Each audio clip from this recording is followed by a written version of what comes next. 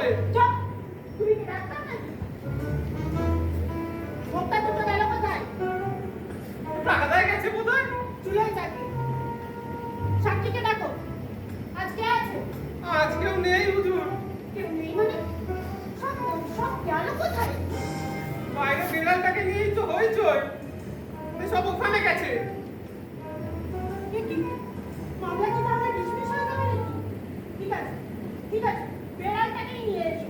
আমি তাকে দেখেই রায় দেবো। কিন্তু হুজুর আপনার হাঁচি।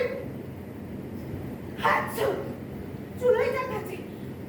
হাঁচু, তুরন্ত তুরন্ত যাও, বেড়ালটাকে নিয়ে এসো। কিন্তু হুজুর। কোনো কথা নয়, বেড়ালটাকে না পাও অন্তত তার ল্যাজটাকে নিয়ে এসো। লেজ তো নেই হুজুর। আমি তোমার কথা বলিনি, বেড়ালের কথা বলেছি। আর তাই তো বলছি হুজুর। আর লেজ তো মিউজিয়ামে। সে কি? কেন? ওই যে কৈশিনীদের হুকুমে। যা, যা, এখন কি হবে? কর্তার কাছে মান সম্মান কিচ্ছু থাকবে না। সেখান থেকে পারো বেড়ালটার কোপ চড়াটা অন্তত নিয়ে এসো।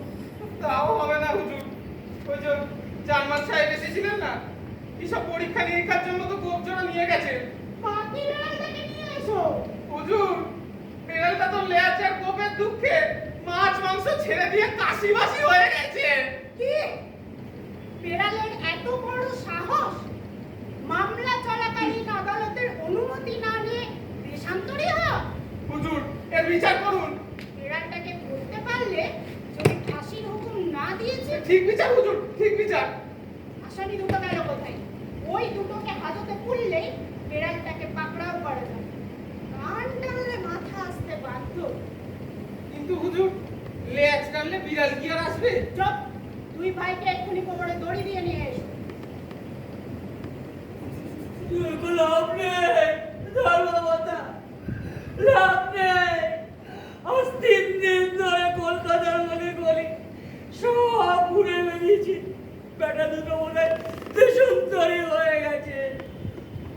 আমাদের সব শেষ হয়ে গেল। এ কি, আপনাদের টাকা মেরে পালিয়েছে নাকি? দেখুন না, একটা মামলা চলতে কত খরচ। তারপর বেটা দুটো বলে বেড়াচ্ছে সবাইকে এই বুকটা দুটো রেখে তোর পথে বসিয়েছে। এ কি, আপনার আবার কি হলো?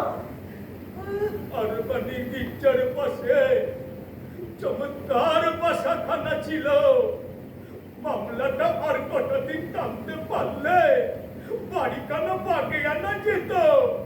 এখন কি হবে? কে কোথায় আছিস? যেখান থেকে হোক সাহেব আলী আর জনাব আলীকে ধরে নিয়ে আয়। আইন নিয়ে ছেলে খেলা? আর আমরা কোনো ভাগাভাগিতে নেই। আসামি জনাব আলী